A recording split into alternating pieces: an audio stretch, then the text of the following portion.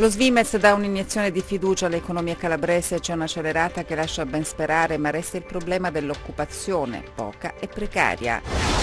Il procuratore De Rao si congeda da Reggio dopo 4 anni, ha assunto l'incarico di procuratore nazionale antimafia.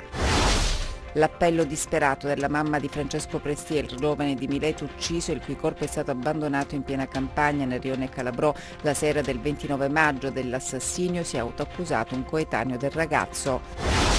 Scossa di terremoto stamattina nel Cosentino, l'epicentro registrato tra Castrovillari e Altomonte. Il professor Ignazio Guerra rassicura normale attività sismica.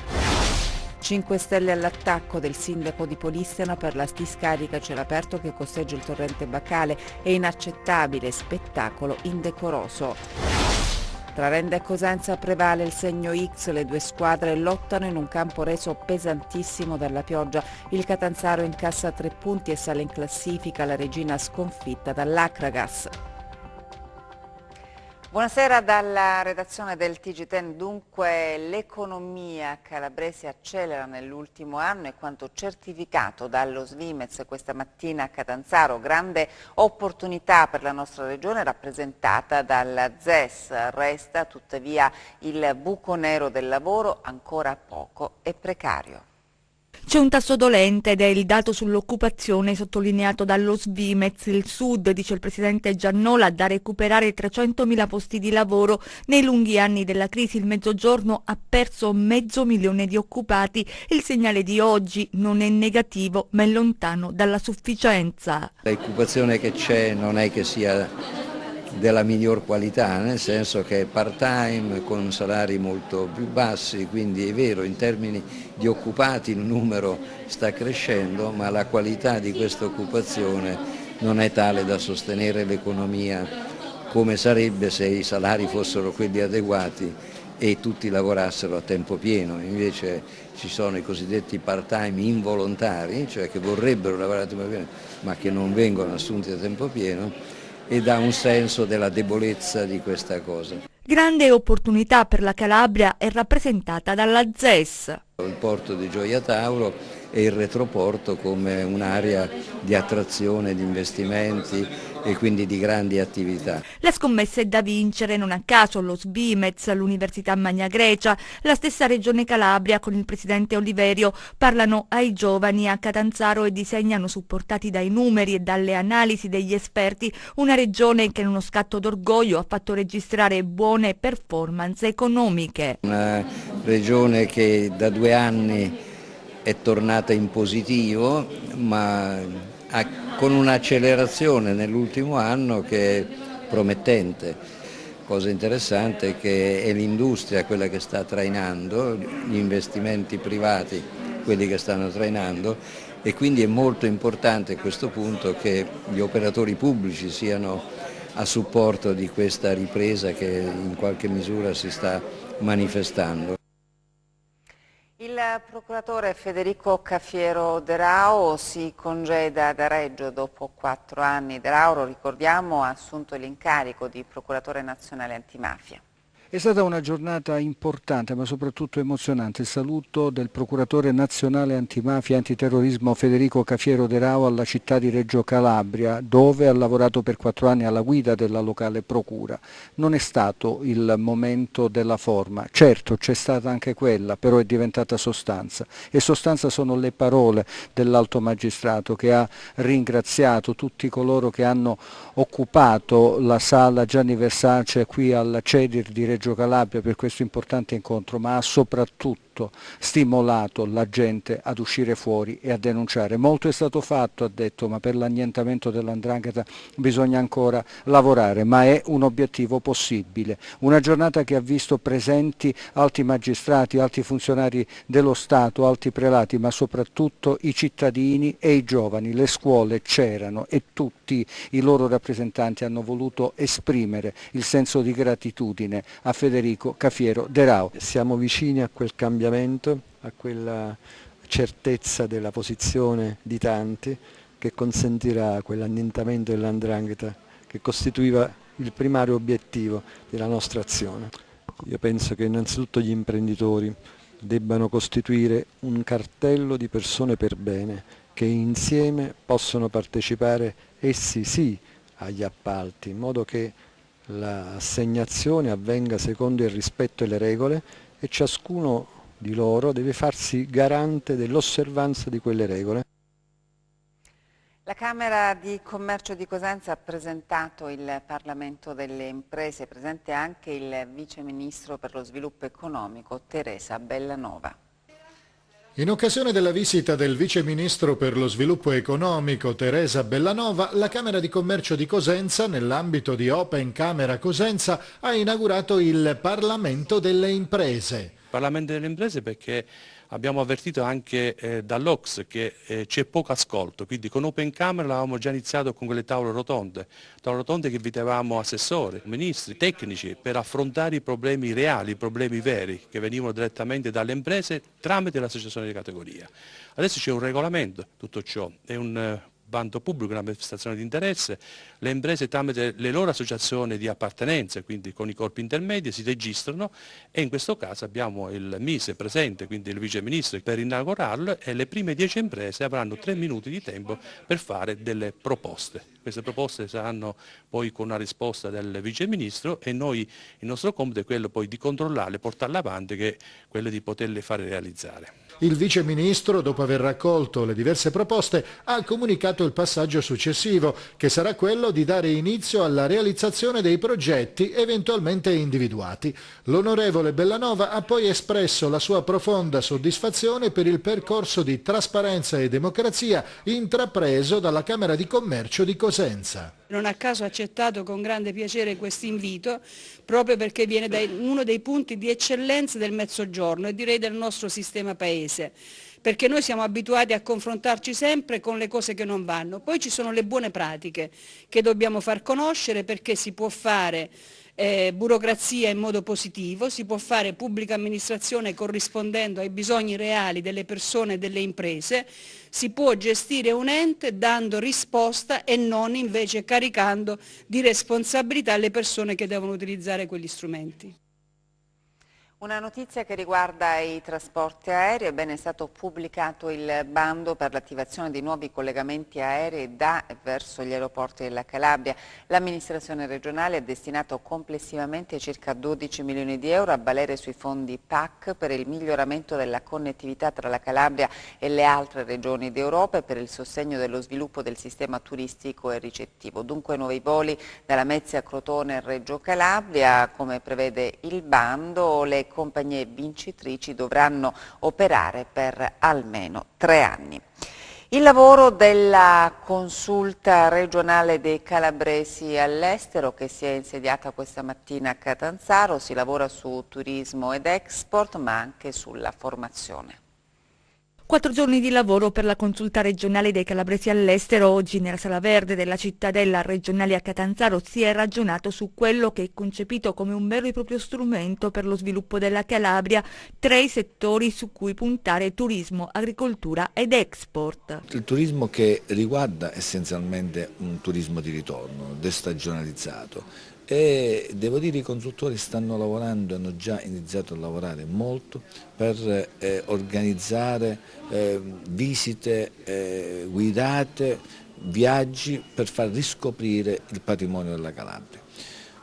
L'export è di fondamentale importanza perché è legato molto all'agricoltura. Immaginiamo che noi abbiamo ereditato una situazione disastrata, noi non arrivavamo neanche allo 0,1% dell'export, abbiamo fatto qualche passo in avanti, dobbiamo fare molto. I consultori che nel mondo i calabresi hanno raggiunto dei livelli anche importanti, ci sono consultori che sono impegnati nella grande distribuzione, nell'export, nell'internazionalizzazione e quindi possono contribuire a dare una mano importante. La consulta come punto di riferimento per i figli dei calabresi nel mondo che vorranno tornare o di quei calabresi, tanti che negli ultimi anni sono partiti da qui. Quest'anno sono partite i corsi di formazione per i giovani figli di calabresi che vengono a studiare qui nelle nostre università e partiranno anche quelli dei calabresi che vanno nelle università nel mondo a conoscere il mondo, perché il mondo lo governi se lo conosce. Noi oggi questa per noi è la mission più importante che vogliamo dare. Ci spostiamo adesso a Vibo, l'appello disperato della mamma di Francesco Prestia Lamberti, il giovane di Mileto ucciso nel maggio scorso. Dell'omicidio, lo ricordiamo, si è autoaccusato un coetaneo del ragazzo. Tantissima gente a Mileto alla fiaccolata per chiedere giustizia e verità per Francesco Prestia Lamberti, il giovane studente ucciso in località Vindacito nelle campagne del Rione Calabrò la sera del 29 maggio scorso. Un delitto del quale si è accusato la sera stessa un altro quindicenne del luogo, ma al di là della confessione resa ai magistrati, null'altro si sa di questa sconvolgente vicenda avvolta ancora da tanti misteri. Alla fiaccolata è seguita una messa in suffragio di Francesco presieduta dal vescovo Monsignor Luigi Renzo, il quale ha nuovamente invitato coloro che sanno a parlare. Intenso l'appello accorato della mamma. Deve venire fuori la giustizia e la verità innanzitutto. Le indagini ancora sono in corso e io non voglio, ho la massima fiducia di chi sta conducendo le indagini, di chi ci sta lavorando, però ci sono tanti lati oscuri. Io ho letto i giornali dei giorni successivi all'omicidio di Francesco e tutte le notizie parlano che hanno sentito 3 spari vicino alla villa comunale. Questi 3 spari, le persone che hanno detto che hanno sentito 3 spari, mio figlio ha ricevuto 3 spari, l'hanno sentiti davvero, però nessuno si fa sentire. Ma devono capire, è un fatto che è toccato a mio figlio, ma poteva essere il figlio di chiunque, di un'altra qualsiasi famiglia di Mileto. Queste cose non devono succedere, ma soprattutto quando si sa si deve parlare, dobbiamo proteggere, non solo aiutare le indagini per Francesco, ma proteggere anche gli altri ragazzi. La verità deve venire fuori, questi individui che hanno partecipato, perché per me assassino non è solo chi ha sparato. Per me assassino sono tutti quelli che hanno partecipato. Io non chiedo vendetta, non l'ho mai chiesta, ma la giustizia la chiedo a gran voce. Deve venire fuori la verità. Io non mi arrendo. Oggi questa fiaccolata non doveva esistere. Francesco sarebbe tornato a casa bagnato, ma perché correva sui campi di calcio. Non così, ucciso un ragazzo innocente per niente, mio figlio ha perso la vita per niente. Una lieve scossa di terremoto è stata registrata questa mattina nel Cosentino, l'epicentro tra Castrovillari e Altomonte. Scossa di terremoto stamattina nel Cosentino, l'epicentro registrato tra Castrovillari e Altomonte, ma il professor Ignazio Guerra rassicura, si tratta, dice, di normale attività sismica. Stamattina alle 7.47 locali, quindi alle 8:10 praticamente, c'è stata una scossetta di magnitudo 2,1 con epicentro che abbiamo localizzato tra Cassano, Castrovillari e Altomonte. Niente di particolarmente eccitante, perché questa al solito è quella della microsismicità di fondo, cioè un'attività che difficilmente la gente può sentire se non in particolari condizioni di sollecitazione, di posizioni di riposo, eccetera. Quindi non è una notizia di quelle che possano suscitare allarmi, insomma.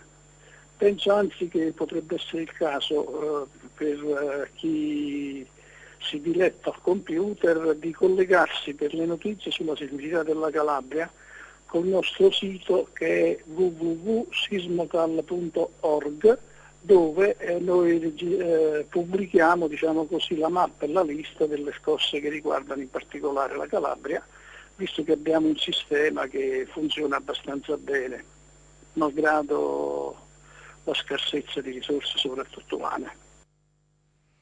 A Polistena è polemica su una discarica a cielo aperto, i 5 Stelle denunciano spettacolo indecoroso.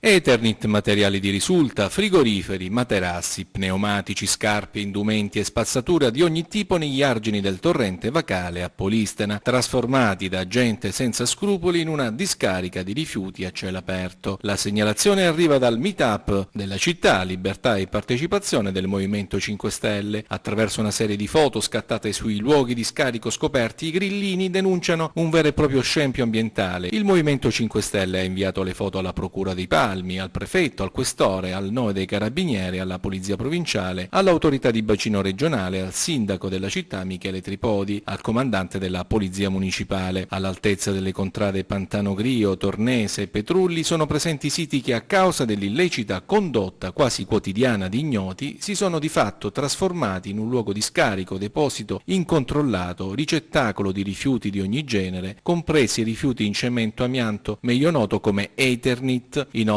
denunciano i grillini, spesso tali rifiuti vengono dati alle fiamme da ignoti, sprigionando così nell'aria sostanze tossiche. A stretto giro di posta arriva la risposta del sindaco Tripodi. In merito a quanto esposto, sostiene l'amministratore, nella lettera a firma del Meetup 5 Stelle di Polistena si segnala che questo comune, per tramite di attività di monitoraggio dei vigili urbani, aveva già provveduto ad accertare quanto segnalato e avviato l'iter per il corretto smaltimento di alcuni rifiuti pericolosi abbandonati da ignoti incivili lungo le sponde del torrente Vacale. E adesso i nostri 100 secondi di cronaca. I carabinieri hanno arrestato a Polistena un uomo di 44 anni con l'accusa di detenzione illegale ai fini di spaccio di sostanze stupefacenti. Fermato ad un posto di blocco, nascondeva a bordo di un furgone di cui era alla guida 3,5 kg di marijuana raccolti in 6 confezioni termosigillate. Dalle indagini è emerso tra l'altro che il 44enne ha precedenti di polizia in materia di stupefacenti. L'arrestato è stato portato nel carcere di Palmi. Rocco Varacalli, fra i pentiti chiave delle inchieste sulle infiltrazioni dell''ndrangheta in Piemonte, soffre di uno stato d'ansia che non gli impedisce di testimoniare in aula. Lo stabilisce una perizia medica disposta dalla Corte e depositata oggi in tribunale nell'ambito dell'ultima tranche giudiziaria di Minotauro, la maxi inchiesta sulla presenza della criminalità organizzata calabrese nel nord-ovest. Non ce l'ha fatta un anziano di 70 anni che ieri pomeriggio al lago in provincia di Cosenza è scivolato mentre si stava arrampicando su un albero d'ulivo. Indagano i carabinieri per ricostruire l'esatta dinamica dei fatti. Un'autocisterna che trasportava gas si è ribaltata lungo la statale 106 nei pressi di Strongoli nel Crotonese. Secondo una prima ricostruzione il mezzo, per evitare un frontale con un'automobile, ha urtato un muretto laterale finendo su un fianco. L'autista è stato trasportato in ospedale, mentre sul posto sono intervenute le forze dell'ordine, presenti anche i vigili del fuoco, per mettere in sicurezza la zona trasferendo il liquido in un'altra cisterna.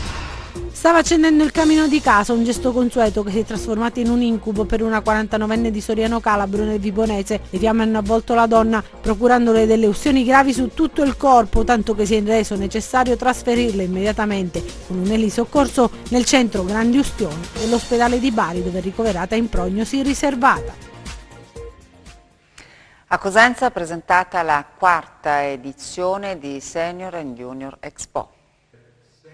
Dal 6 all'8 dicembre il Castello Normanno Svevo di Cosenza ospiterà la 4ª edizione di Senior e Junior Expo. L'evento quest'anno avrà come tema la longevità declinata in tutte le sue sfaccettature, dalla salute all'alimentazione, allo sport, al benessere urbano e alla sostenibilità ambientale. La longevità è tutto quello che noi vediamo, la longevità è la bellezza, la longevità è l'arte, la longevità è la cultura.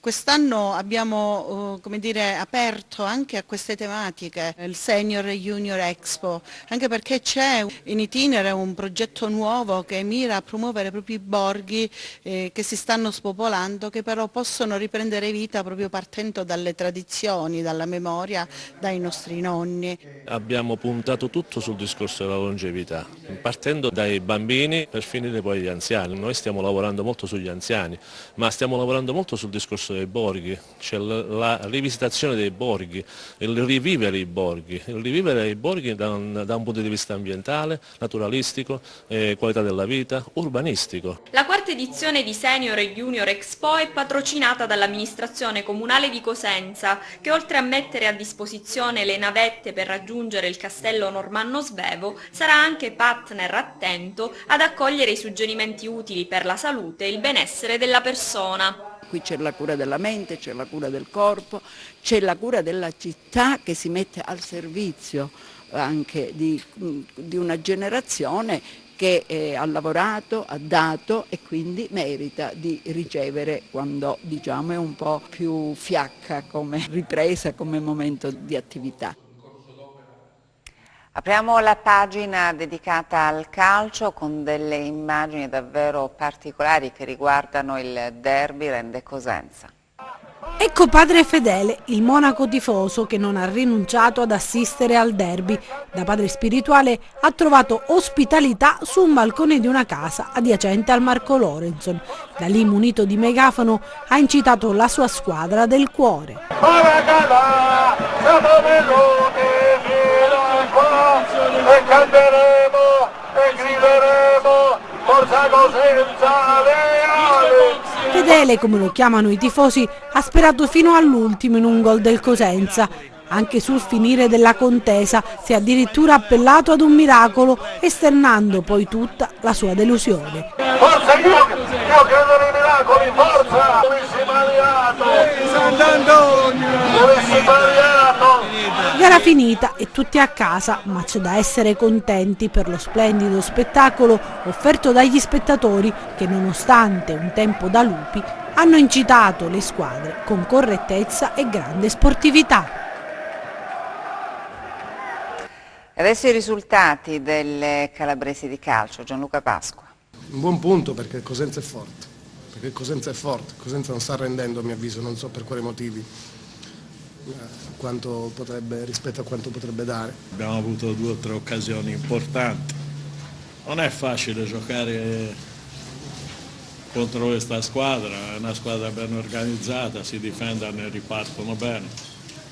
Punto ci può stare. In queste brevi frasi dei due tecnici, la sintesi del match tra Rende e Cosenza. Chi si aspettava i lupi spenti e impauriti si è sbagliato di grosso. I rossoblu di Braglia hanno fatto la voce grossa a Lorenson, spingendo per un tempo alla ricerca del gol del vantaggio, sfiorato più volte da Mungo e Baclé, terminali offensivi dello schieramento studiato dal tecnico toscano per mettere in difficoltà i biancorossi di casa, contenendoli anche nelle ripartenze che finora hanno fatto la fortuna della squadra di Trocini. E il Rende ha sofferto tanto prima di riuscire a prendere le contromisure o ad approfittare dell'inevitabile frenata dei ritmi su un campo reso pesante dalla pioggia battente. Nella ripresa identico copione, ma con poco gioco e molti calci piazzati, uno per il Rende con lo specialista Laribi, gli altri per il Cosenza vicino al gol con Pascali, vicinissimo, questione di millimetri, negli ultimi secondi con Ettore Mendicino.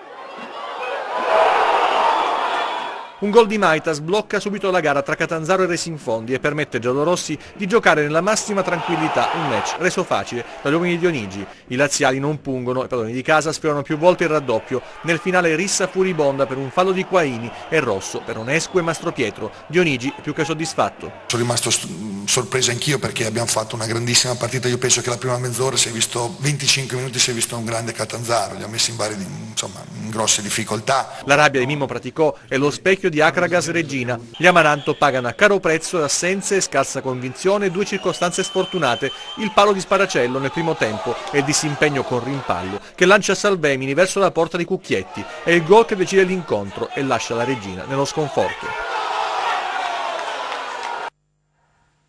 E adesso le previsioni del tempo.